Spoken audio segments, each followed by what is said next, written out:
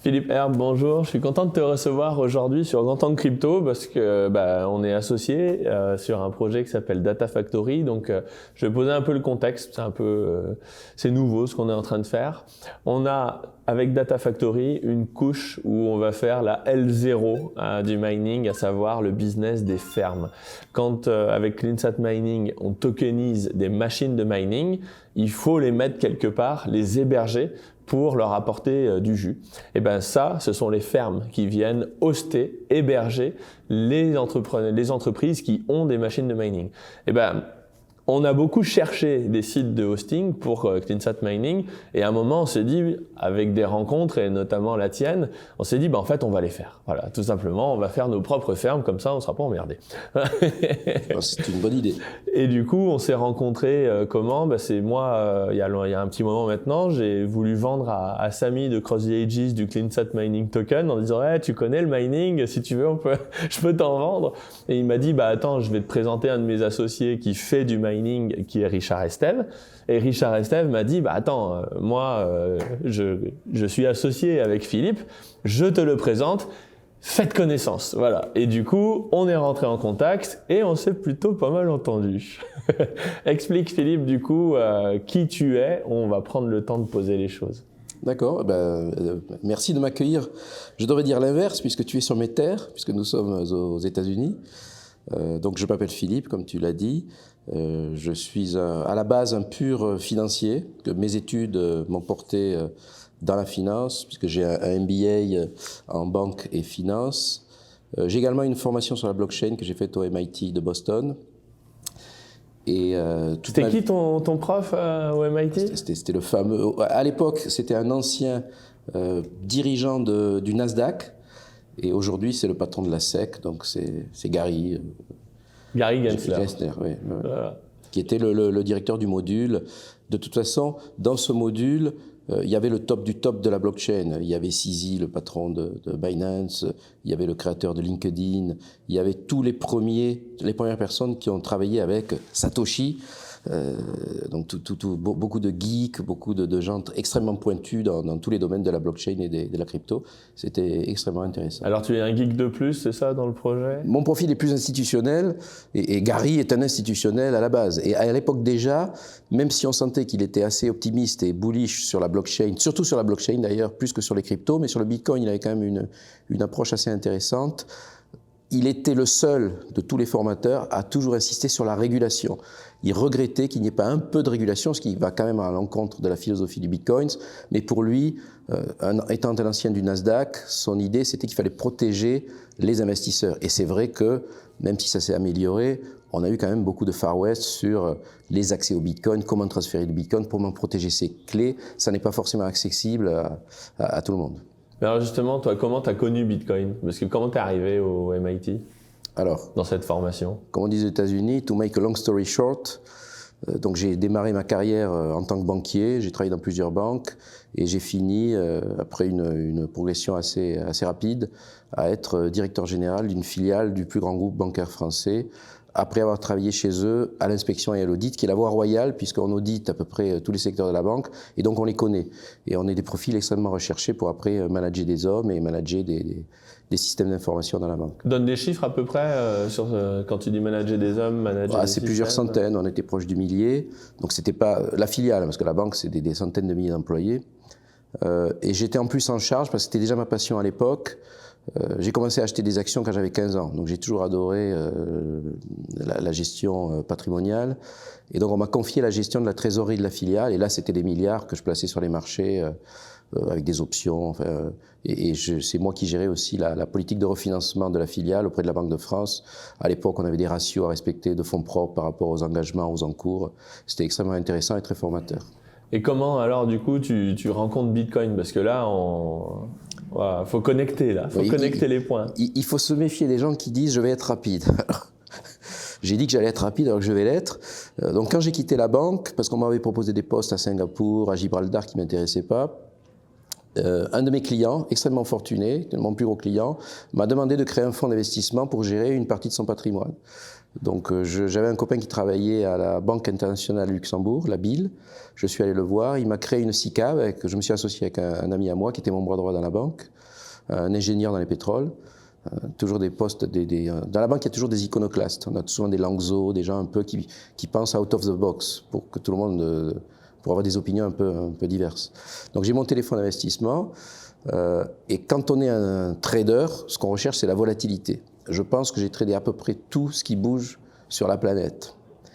C'est allé jusqu'à ce que j'ai un siège sur le CME à Chicago, qui est le marché des options, où je tradais des options sur les carcasses de porc. C'est vraiment parti dans tous les sens. Donc, trader, chasseur de profitabilité, en 2011, je rencontre un copain à moi qui est un des senior vice presidents de Citibank New York et qui me parle du Bitcoin. Et ce jour-là, malheureusement pour moi, j'ai ma casquette de banquier, non pas ma casquette de trader. Et donc je lui dis, ton truc c'est un scam. Moi ayant participé à la création monétaire, puisque la création monétaire est faite par les banques, contrairement à ce que le grand public pense, je me suis dit, aucun gouvernement et aucun système de lobby de banque ne va autoriser un système sorti de on ne sait pas qui d'ailleurs, toujours pas, à faire de la création monétaire. Donc avoir échappé à la maîtrise de la monnaie, c'est ce qui tient tout. Et donc je lui ai dit c'est un scam et je ne m'y suis pas intéressé. Mais je continuais à trader. Donc et en 2011, ça ne marchera jamais. Exactement. Voilà. Mais aujourd'hui, je suis extrêmement optimistique sur le Bitcoin. Et comment tu as viré Alors, j'y viens. Donc en 2016, étant trader, chasseur de volatilité, je me suis aperçu, en regardant quand même le Bitcoin, parce que la presse commençait à en parler, qu'il y avait des écarts de cours entre la Chine, les États-Unis, Malte, mais des écarts supérieur à 10% parfois. Donc je me suis mis, moi tout seul devant mon ordinateur, à faire de l'arbitrage. Donc je vois un compte chez quasi tous les brokers crypto de la planète, et c'était assez sportif à l'époque. J'achetais du Bitcoin en Chine à X et je le revendais, je le transférais, c'était très long à l'époque. Donc pendant ce temps, comme ça fluctuait beaucoup, des fois le profit diminuait, des fois il augmentait, mais on va dire que sur le long terme ça s'équilibrait. Et je le revendais sur une place différente. Donc je faisais des arbitrages toute la journée, essentiellement sur le Bitcoin, l'Ethereum et quelques cryptos sur lesquels il y avait du volume. Parce que le volume c'était un peu à l'époque le point faible de ça. Donc j'avais mis un pied, on va dire, dans l'univers de la crypto et du Bitcoin. Je me suis intéressé à la blockchain. J'ai trouvé qu'effectivement il y avait des débouchés extrêmement intéressants. Et en s'intéressant à la blockchain, je me suis aperçu qu'on pouvait fabriquer du Bitcoin. J'ai dit, c'est extraordinaire. Pourquoi je vais aller acheter du Bitcoin alors que je peux en fabriquer? Donc j'ai commencé à rentrer dans la structure de coûts et je me suis aperçu que c'était intéressant et qu'on pouvait fabriquer du Bitcoin. Ça va déboucher sur ma première expérience sur le mining. Et du coup, comment tu démarres le mining? Continue l'histoire parce qu'elle est belle. Alors, on part de là, on part dans l'inconnu. Donc bon, on fait des recherches bien sûr, on s'aperçoit qu'on peut acheter des machines en Chine. Après, il faut trouver des emplacements pour les faire hoster, puisque chez soi c'était un peu compliqué. Et je trouve une personne qui m'est présentée par Richard d'ailleurs, qui a des data centers en France, notamment. Alors Richard Estève, hein, Richard Estève, oui, Richard Estève, tout à fait, oui. Richard numéro 2, qui a des data centers à Sophia Antipolis et à Paris, dans lequel, entre autres, sont les serveurs d'une grande banque française dont je tairai le nom. L'avantage, c'est que c'est climatisé, puisqu'on sait que la chaleur, c'est un peu l'ennemi de la production du mining, parce que les calculs complexes font que ça dégage, les chips dégagent pas mal de chaleur, les cartes de hashing. Et donc j'installe des machines dans ce data center et la profitabilité arrive le lendemain. C'est ce qui est extraordinaire dans le Bitcoin, c'est qu'on mine, il y a un bloc toutes les 10 minutes, donc on mine en permanence. Et donc je trouve ça extraordinaire. Pendant 4 mois, je ne reçois pas de facture d'électricité. Quand je reçois la première, je suis un peu surpris par rapport à ce qui m'avait été annoncé. Donc ça, c'est là où justement ça m'éveille sur le fait que plus tard, je sais qu'il faudra que je trouve de l'énergie abondante, bon marché et verte. Mais bon, pour finir cette histoire, en fait, cette personne, sur son contrat industriel, avait une échéance avec EDF, et l'échéance est arrivée 2 mois après que je commence à miner, et les prix ont doublé, rendant le Bitcoin non profitable. Donc je décide d'arrêter mes machines. Et t'en fais quoi de tes machines du coup?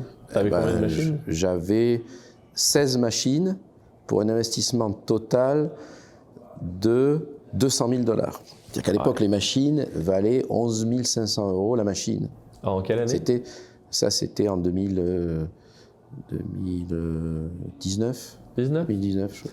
Donc là, tu te dis, j'ai un problème globalement, parce que ça coûte plus que ce que ça gagne et j'ai 200 000 balles en l'air. Exactement. Donc du coup, qu'est-ce que j'en fais de mes machines? Alors les machines, on les a revendues par ailleurs. J'ai pensé à un moment à les rapatrier aux États-Unis, mais le Bitcoin avait baissé, la difficulté avait augmenté, le prix des machines avait baissé.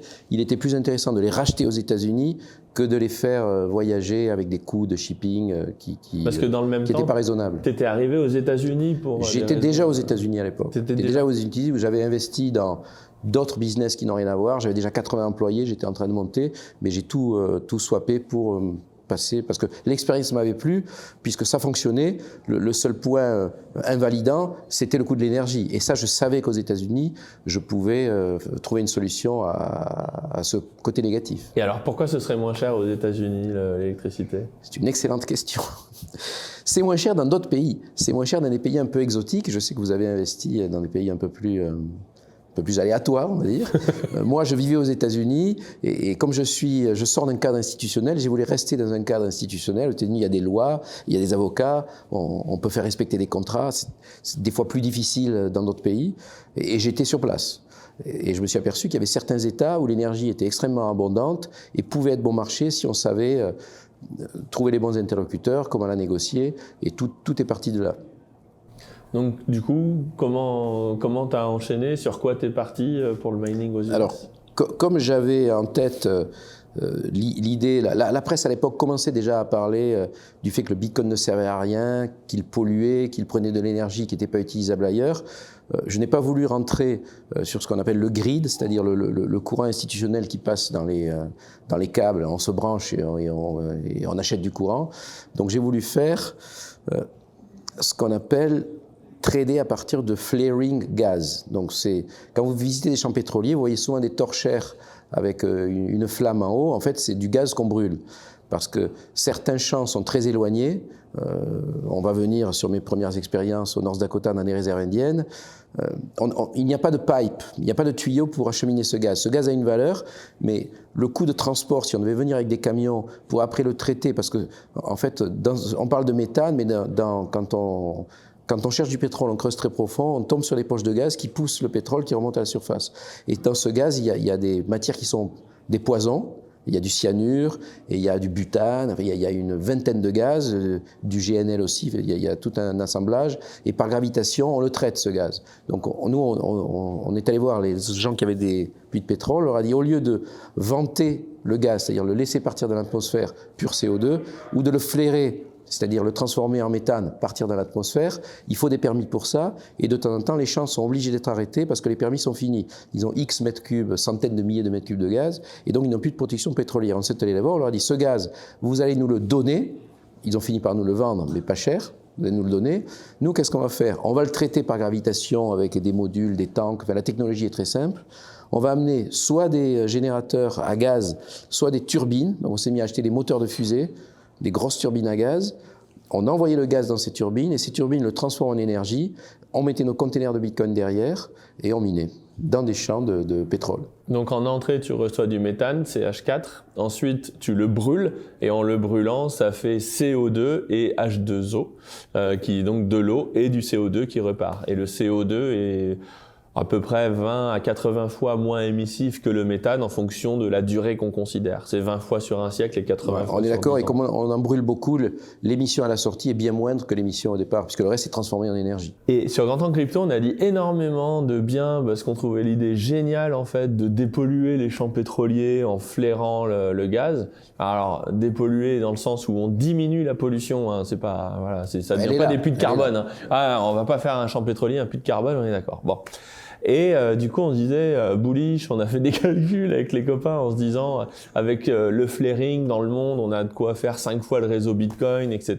Donc, et puis, on a vu Crusoe qui levait, je sais plus combien de centaines de millions. 500 millions. 500 millions pour faire du flaring, enfin. Et on s'est dit, c'est génial ça. Et du coup, quand on discute et que je te rencontre, je me dis, mais c'est trop cool, explique-nous, t'es devenu milliardaire avec ça, comment ça se passe? Explique-nous comment ça se passe. Alors, On partage la même analyse. On a eu exactement la même analyse. On est allé étudier les champs pétroliers en Algérie, qui est le deuxième pays avec du flaring dans le monde. On est allé dans les Émirats arabes unis également, à Sharjah. On est un peu partout. On a essayé de présenter notre technologie. Il s'avère que sur le papier, c'est extrêmement intéressant, mais techniquement, c'est extrêmement compliqué. Tu parles de Crusoe. Il faut savoir que Crusoe, il y a 2 ans, avait déjà décommissionné plus de 50% de ses opérations de flaring. Alors, décommissionné en langage pleb, c'est un terme scientifique qui veut dire on met la clé sous la porte. J'ai craqué le pognon. Voilà, on ferme tout, parce que rapidement, on a été confronté à des problèmes essentiellement liés, je dirais, au fait que nous n'étions pas propriétaires des champs pétroliers. Il faut savoir que l'opérateur de pétrole, son métier, c'est de sortir des barils de pétrole. C'est ça qui l'intéresse. Et pour ce faire, il joue sur des manettes. Ces manettes qui régulent la pression qui est apportée par le gaz. Mais nous, nos machines sont assez sensibles. Même si avec des turbines, on a un spectre de pression qui fait qu'on peut traiter quand même du gaz un peu impur et avec des différences de pression intéressantes. Mais à un moment, ça ne marche plus. Donc quand il y avait trop de pétrole, il réduisait la pression.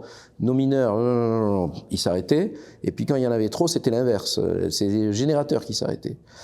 Après, il y a aussi, il faut savoir que ce gaz, il est très profond, il est à plusieurs kilomètres de profondeur. Quand il remonte, il traverse, il y a de l'eau, il y a du pétrole, du gaz et de l'eau. Et des fois, il y a des poches d'eau qui se mettent à l'intérieur du gaz, qui fait qu'on reçoit une poche de gaz remplie d'eau.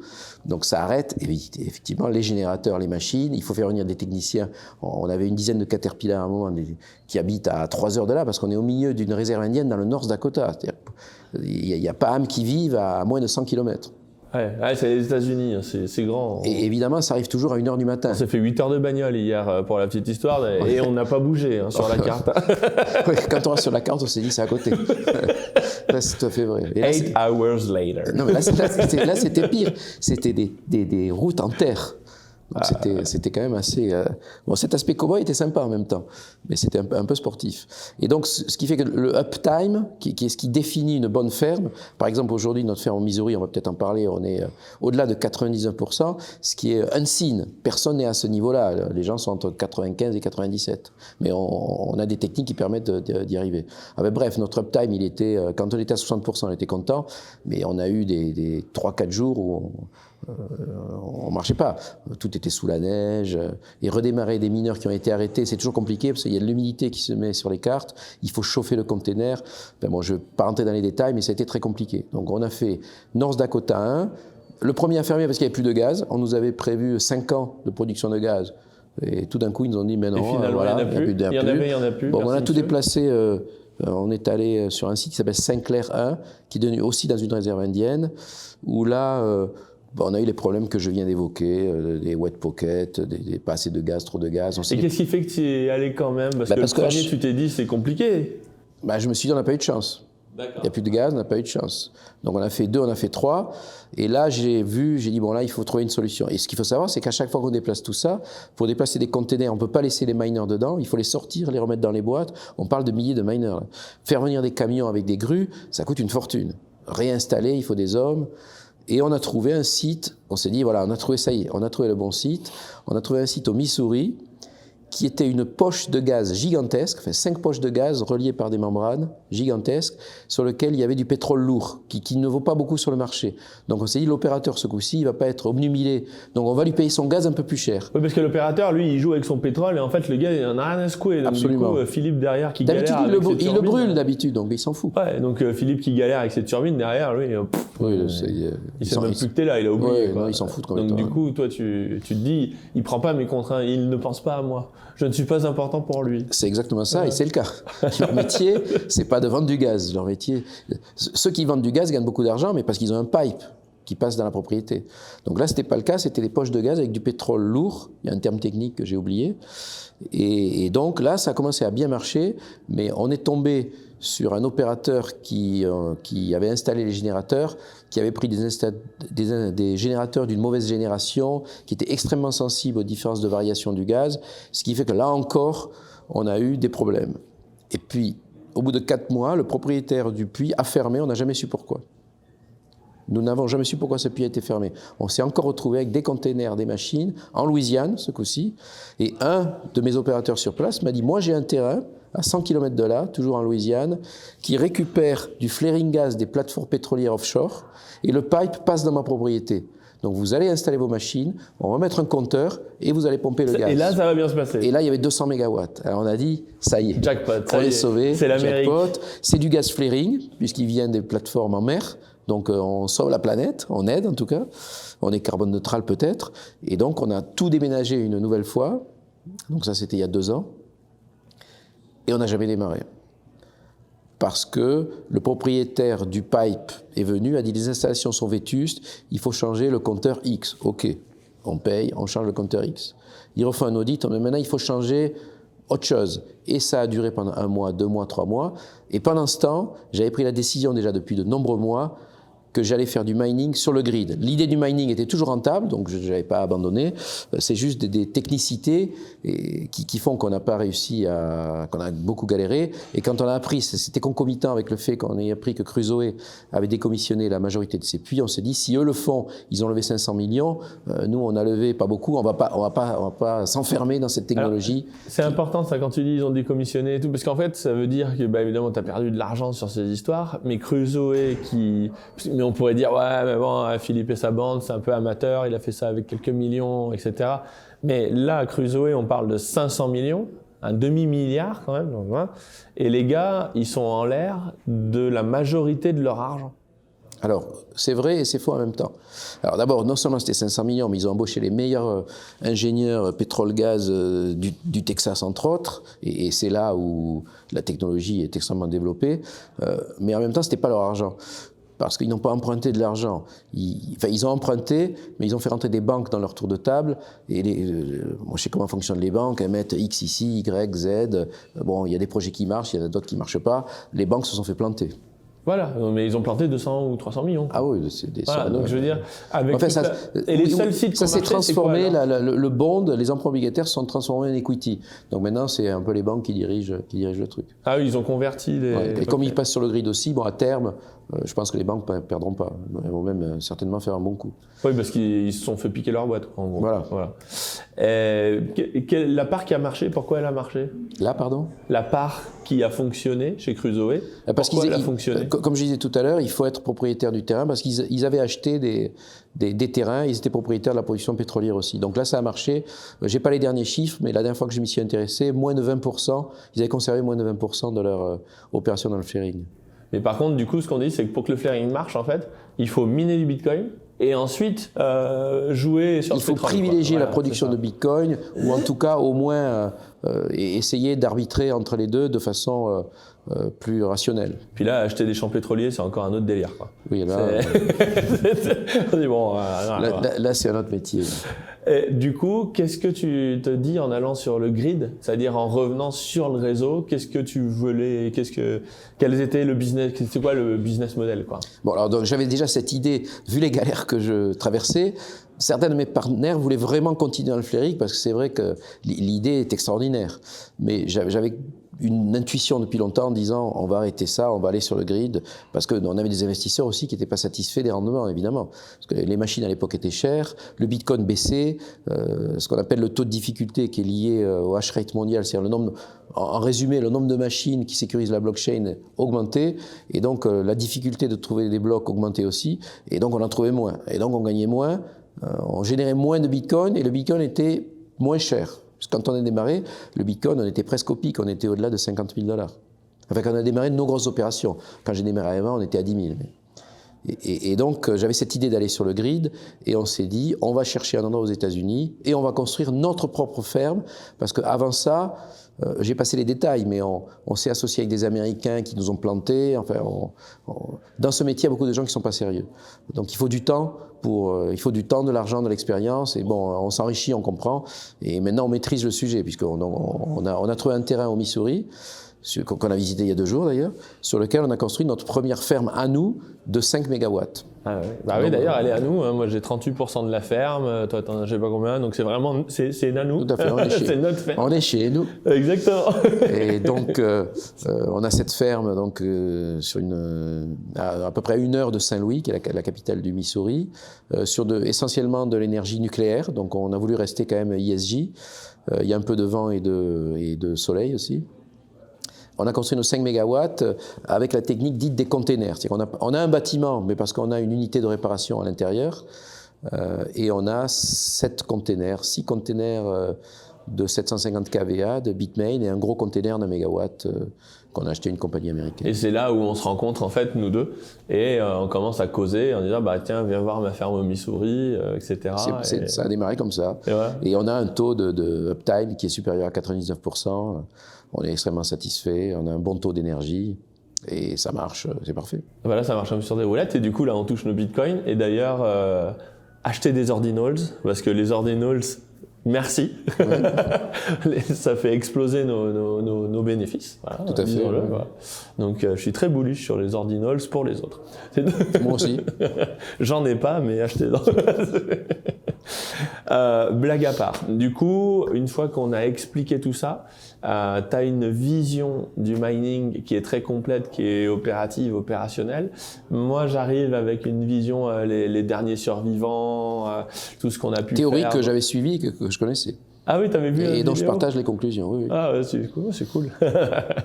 Et du coup, on se dit, bah, il y a une recette magique à trouver. Alors, déjà pour toi, comment on construit une mine de A à Z pour bien faire? Et après, on parlera de la recette magique. Et ça explique notre présence là. On a passé un temps infini aux États-Unis à sillonner tous les États du coin.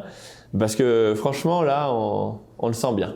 On le sent, oui. Oui, on va en parler. Il m'a fallu du temps pour découvrir cette recette magique, le jackpot. Pour faire une bonne ferme, il faut d'abord de l'énergie en abondance, pas cher. Ça, c'est le postulat de base. Puisque plus on arrive à réduire, quelle que soit l'entreprise, le secteur d'activité, le point mort, donc les charges fixes, plus la rentabilité et le cash flow vont être importants. Donc l'idée, une énergie pas chère, sécurisée, et nous on a rajouté une contrainte complémentaire, c'est qu'on veut être green. Donc on ne touche pas aux énergies carbonées. Donc on va travailler avec du nucléaire, du vent, du soleil, de l'hydro, on adore l'hydro, et si possible en extra capacité, donc on ne prend pas l'énergie au village d'à côté. Donc il faut trouver ça. Après, il faut être pas très loin d'une substation, parce qu'il faut savoir que... Alors qu'est-ce que c'est une substation? Alors, une substation, c'est je ne sais même pas comment ça se traduit, peut-être une sous-station, okay, qui va transformer les lignes de haute voltage avec un voltage qui va être adapté au mining de Bitcoin. Enfin, un voltage plus bas. Et entre ce voltage et nos mining, on va nous-mêmes installer des transformateurs pour dégager de l'énergie à 240 volts pour faire marcher nos Donc il y a le barrage, la centrale nucléaire, le je sais pas quoi. Il y a les lignes de haute tension. Quelques câbles. Ensuite il y a la sous-station. La sous-station, il y a encore quelques câbles qui vont à notre mine dans le Missouri. Là on met des transpos qui coûtent la peau des yeux. Et ensuite on alimente nos miners. Voilà, la sous-station en fait elle alimente le grid qui va vers les énergies, vers les entreprises, vers les particuliers, et nous, on prend l'énergie sur une de leurs lignes. Puis ça, il faudrait qu'on mette une image au montage, mais c'est impressionnant parce que les sous-stations aux États-Unis, c'est des trucs monstrueux, avec des pylônes énormes. Enfin, c'est pas nous, notre transfo, il tient dans la pièce. Au milieu des champs. Là, là, c'est vraiment des trucs impressionnants. Oui, donc on achète des gros transformateurs, on passe un contrat.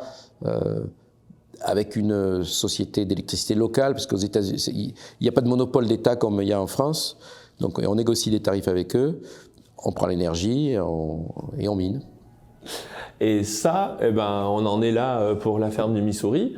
Et ça marche bien. On se dit, c'est cool, on a une bonne rentabilité, ça marche. Bon. Et on continue du coup à voyager. Et qu'est-ce qu'on découvre? La recette magique? On découvre qu'il y a des États aux États-Unis où l'énergie est dérégulée et où ils sont en forte construction de mégawatts, notamment basés sur des énergies renouvelables que sont le vent, le solaire, ce qui fait qu'ils sont, on va citer le Texas par exemple, c'est un bon exemple, mais il y a plusieurs États, il y a 7-8 États aux États-Unis qui fonctionnent sous ce modèle, où l'énergie est en surcapacité.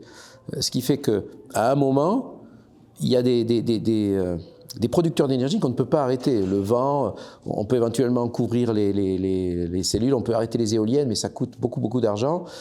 Et donc les gros mineurs de Bitcoin, les gros qui sont cotés en bourse, ont vu ce marché et ont dit, nous on va sécuriser votre grid, on va le réguler.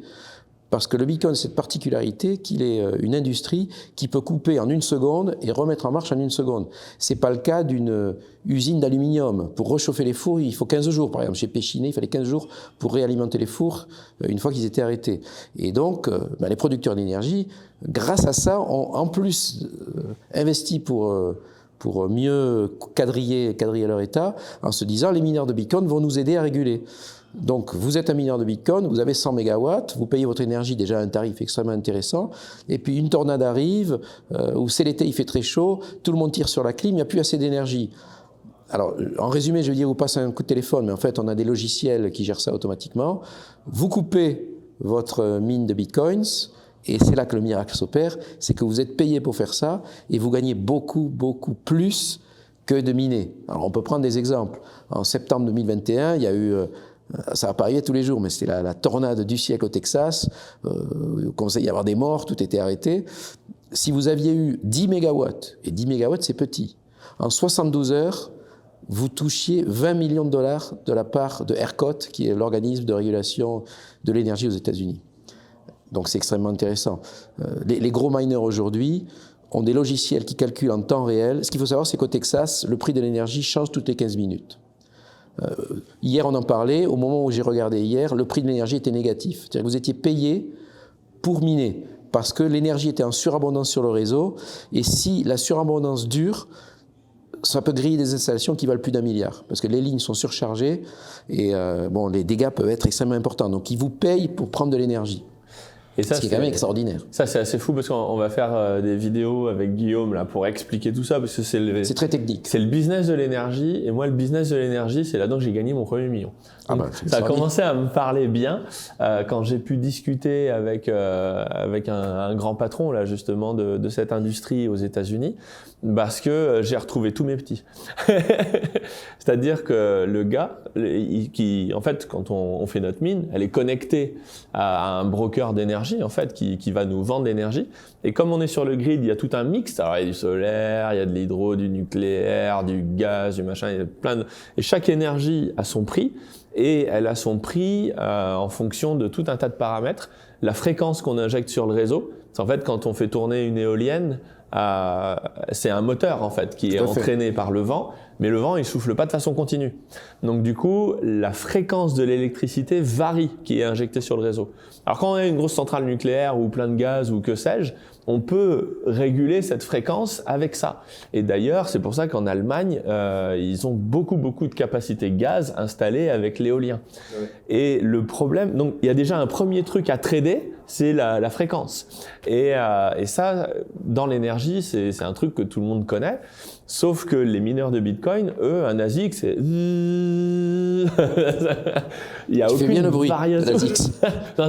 C'est plus aigu, mais bon. Ça dépend des modèles. Et en fait, on injecte, on absorbe, on consomme de l'électricité de façon très stable. Donc déjà, il y a de l'arbitrage à faire là-dessus.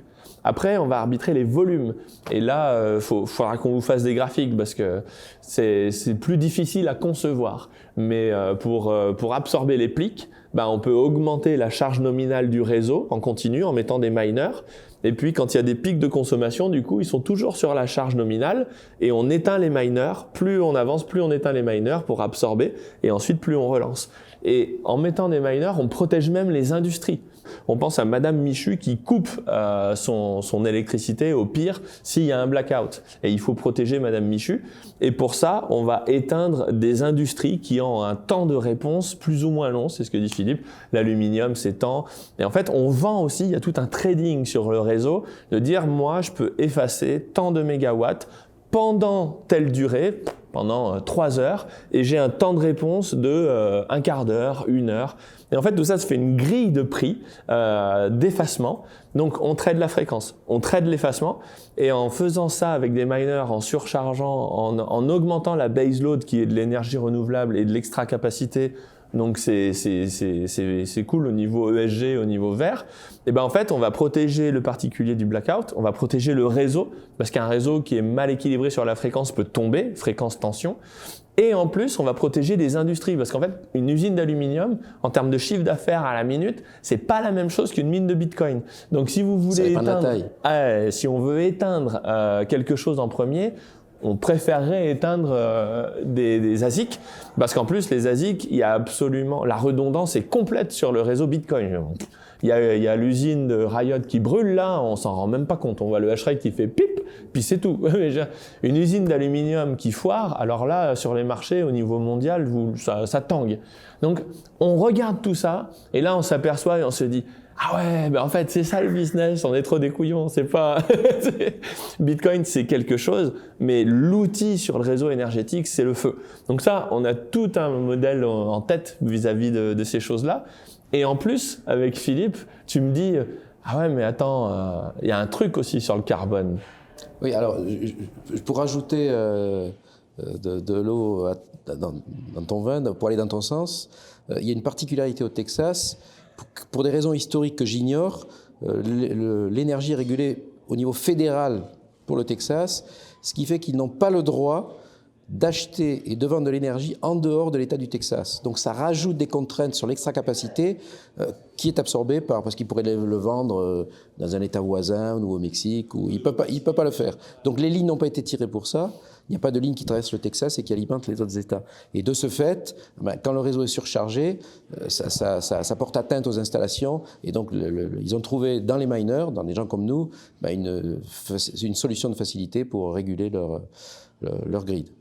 Et du coup, le carbone? Alors, le carbone, on s'est aperçu en fait que, le thème est extrêmement développé depuis quelques mois. BlackRock a investi un demi-milliard de dollars dans une usine qui va capter du carbone dans l'atmosphère. Microsoft cherche à acheter 1 milliard de dollars de crédit carbone. Airbus, 400 millions de tonnes, 1 milliard de tonnes, pardon. 400 millions de tonnes de crédit carbone. Et on s'est aperçu que dans nos mines de Bitcoin, vous savez que le Bitcoin, vous avez une entrée d'air froid, et derrière le Bitcoin, vous avez des ventilateurs qui évacuent l'air chaud dégagé par les cartes de hash. Et cet air chaud, on l'expulse de nos containers ou d'un bâtiment avec des moteurs et des fans, des gros fans. Des ventilateurs. Donc on a de l'air pulsé chaud, et j'ai rencontré il y a quelque temps une boîte américaine qui était dans le mining et qui a décidé de se lancer dans ce qu'on appelle la capture du carbone ambiant. Donc ils installent un système à la sortie de nos containers, ils profitent de... Cet air pulsé, c'est une énergie. Ça pousse, et avec un solvant pour lequel ils ont déposé des brevets, ils transforment, cet air pulsé capture des molécules de carbone dans l'atmosphère, mélangé à ce solvant, se transforme en un liquide qui devient des strates carbonées. Pour le moment, on les enterre, mais peut-être qu'un jour, on va nous les faire manger. On va trouver certainement quelque chose à faire avec ce carbone, des matériaux de construction, que sais-je. L'être humain est très imaginatif là-dessus. Donc l'idée, c'est de fermer le cycle, c'est-à-dire qu'on travaille avec des énergies décarbonées, et en plus, on utilise ce flux d'air chaud qui sort de nos containers pour capturer du carbone dans l'atmosphère, et donc décarboner la planète, essayer d'arriver à une empreinte carbone neutre. En fait, ce qu'il faut comprendre, c'est que on n'arrête pas de parler du CO2 dans l'atmosphère. Ça y est, du CO2, il y en a partout dans l'atmosphère. Et il en faut. Oui, il en faut. Et le problème, en fait, c'est de gérer l'excès. Et par la réglementation, les objectifs climat et whatever, il faut une concentration en ppm à temps pour obtenir un réchauffement climatique de tant de degrés, les objectifs politiques qui vont avec. Et le sujet, c'est que on sait très bien capturer le carbone dans l'air. Pour ça, il faut dépenser de l'énergie pour faire traverser l'air sur un solvant, pour faire croiser un solvant et de l'air. Et à ce moment-là, on sait récupérer le CO2. Le problème de ça, c'est que ça consomme de l'énergie. Donc on se dit, moi l'énergie, je l'utilise à autre chose. Donc si on fait des usines à capturer le carbone, ça va coûter une blinde. Et la boîte qu'on rencontre et avec lesquelles on est vraiment en train d'étudier les process, il faut étudier les cycles, la rentabilité, etc. Elle dit, moi avec de l'air chaud, je m'en sors. Mon solvant, au contact d'air chaud, il est activé et il capture le carbone. Et on se dit, c'est génial parce que nous, de l'air chaud, en fait, c'est l'ultime déchet. Considérons 1 mégawatt de puissance de mining, en 1 heure, ça va vous faire 1 mégawattheure. Sur ce mégawattheure, il va y avoir 99% de l'énergie qui va repartir en chaleur. L'énergie consommée par les ASIC, l'énergie riche, l'énergie électrique, les électrons qu'on fait bouger dans la puce pour les calculs, c'est 1% de l'énergie du biniou. Donc ça veut dire qu'on a 99% de notre énergie qu'on a encore à vendre sur le marché. Alors on a des projets avec l'INSAT où on se couple dans les pays du Nord potentiellement à du chauffage urbain, mais c'est immensément de contraintes pour arriver à faire du chauffage urbain avec ça. Et le problème, la solution ici, ce qui est fou, c'est que avec ces histoires de capture carbone, on pourrait mettre ça en place potentiellement sur toutes nos fermes, indépendamment de là où elles se trouvent dans le monde. Il doit y avoir deux, trois contraintes de logistique près. Mais voilà, c'est ça qu'on regarde. Tout à fait. Et le gros avantage, c'est qu'il y a plus d'acheteurs aujourd'hui que de producteurs de carbone credit. Et donc, et ce type de carbone credit a une surcote par rapport à d'autres types de récupération du carbone, du fait qu'on le soustrait de l'atmosphère. Et donc notre idée, parce que bon, on est des financiers à la base, c'est de prévendre nos crédits carbone auprès de Airbus, Microsoft, Apple, Facebook. Il faut savoir qu'ils ont toutes les associations sur leur dos. Donc chaque fois qu'ils peuvent réduire leur empreinte carbone, ils sont demandeurs. Donc leur prévendre pour financer le CAPEX.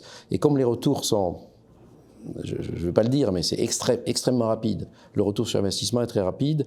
On va rajouter de la profitabilité sur nos mines de bitcoins tout en ayant une empreinte carbone qu'on va essayer de ramener à zéro. Et en fait, c'est assez fou parce que on commence à décrire en fait un cycle. Donc Bitcoin a tous ses apports, hein, je veux dire le système de paiement, la conservation de la valeur et tout ça. Vous connaissez, hein, en tant que crypto, voilà, on en parle tout le temps. Mais là, on dit souvent. Bitcoin, c'est une clé de voûte du système énergétique et de la transition énergétique. Mais en fait, là, on est en train de mettre les deux mains et tout le corps dans le moteur. et ça, c'est génial parce que on est en train d'intégrer la chaîne de valeur. Et en fait, Data Factory, qu'on a monté avec Philippe et d'autres associés, c'est vraiment de dire on va faire la layer 0, la couche de base qui permet à nos clients, les miners, donc à nos clients CleanSat Mining, de s'intégrer complètement au grid ou aux extra capacités, donc qui sont un peu en dehors du grid, de façon à être le plus efficient possible. Et là, on n'est plus sur 17 centimes par an en termes de coût d'achat d'électricité. On est sur un autre niveau et on est en train de finaliser le modèle. Mais ce qu'on est en train de faire, là, si ça vous intéresse, Data Factory Missouri, donc notre ferme qui marche bien, on va en vendre 75% parce qu'on va récupérer du cash. Maintenant, vous savez pourquoi on veut récupérer du cash. Donc, on va rester avec les nouveaux investisseurs sur Data Factory Missouri. On va garder 25% avec les copains. Et on va continuer à pousser ça loin. Et la rentabilité de Missouri, d'ailleurs, on va l'augmenter probablement avec ces histoires de carbone capture. Si ça vous intéresse, pour l'instant, on est en train de modéliser, compter, ingénierer, mettre au point tout ça. Écrivez-nous à datafactorymissouri@gmail.com. Il y a l'adresse qui s'affiche. Et voilà, on vous tiendra au courant, on se fait une petite mailing list où on vous tiendra au courant. Petite précision ici, il s'agit d'une opération de private equity réservée pour le moment aux investisseurs qualifiés. Pour recevoir plus d'informations et vous inscrire au webinaire en ligne qui aura lieu d'ici Noël, vous pouvez envoyer un mail à cette adresse. Nous vous donnerons plus d'informations sur les chiffres, la rentabilité ainsi que les modalités de souscription. Sur ce, je redonne la parole à Richard. On avait le mining, on avait bien compris le mining, et là on est en train de toucher au hosting, et on va en reparler. C'est ce que je voulais ajouter un peu en conclusion, c'est que on est parti du mining, et aujourd'hui on aime à se positionner comme des arbitrageurs d'énergie, digital energy arbitragist, parce qu'en fait on traite de l'énergie, on développe des façons de travailler qui font que quand il est plus intéressant de miner du Bitcoin, on mine. Quand il est plus intéressant de renvoyer l'énergie dans le réseau, on renvoie l'énergie dans le réseau. Ce qui fait qu'on maximalise la profitabilité pour nos investisseurs, pour nos clients et pour nous-mêmes. Et ce qu'on se rend compte, c'est que sur un mix énergétique, par exemple comme au Texas, où il y a à peu près la moitié de gaz, et puis après le reste c'est du nucléaire, de l'éolien, du solaire, le premier a priori c'était « Ah non, on n'en veut pas, c'est du gaz. En plus, dès qu'il va y avoir une tension géopolitique, on va sauter parce que le gaz va exploser. » Moi, de toute façon, c'est pas compliqué. Moi, j'ai tout juste. En 2017, j'ai dit que le Bitcoin, c'est une connerie. Et il y a 2 ans, en lançant CleanSat Mining, j'étais « On n'ira jamais aux États-Unis et jamais au Texas et jamais sur le gaz. » Voilà, comme ça. Comme ça, T'as tout bon. Je te prendrai pas dans mon équipe de traders. Et en fait, en regardant vraiment, on se dit, mais à un moment, on se dit, mais les mecs, ils sont débiles ou quoi? Pourquoi ils sont tous au Texas? On va aller voir quand même. Et on se rend compte que toute cette comptabilité, toute cette ingénierie, ça devient fin en fait, parce que on crame du CO2 par là, on en capture ici, on rachète de l'éolien, du solaire. Faut vraiment faire le bilan de tout ça pour arriver à sortir un modèle. Et On le sent bien. Voilà. Non, mais l'image du Texas est fausse. Le Texas produit plus d'énergie éolienne que la Californie. 2,5 fois plus. Ils sont numéro 1 aux États-Unis. La Californie, qui a quand même une belle image green, ils sont numéro 2. Il y a énormément d'idées à faire tomber, beaucoup de calculs à faire tourner. Et en fait, l'impact carbone au global, c'est pas du tout dit. Voilà, il va y avoir des grosses surprises, je pense, sur les idées préconçues qu'on a sur le gaz. Et comme d'habitude, que ce soit quand je suis allé en Turquie ou au Ghana ou dans tous les pays où j'ai mis les pattes, et les idées préconçues, franchement, c'est... Ouais, voilà. Il y a gaz et gaz. On travaille sur du gaz naturel, pas sur du fractal ou du schiste. Donc, faut vraiment... On va vous en reparler. datafactory.missouri@gmail.com et on va creuser, on digue. Merci beaucoup, Philippe. Merci pour ce moment de plaisir. À très bientôt.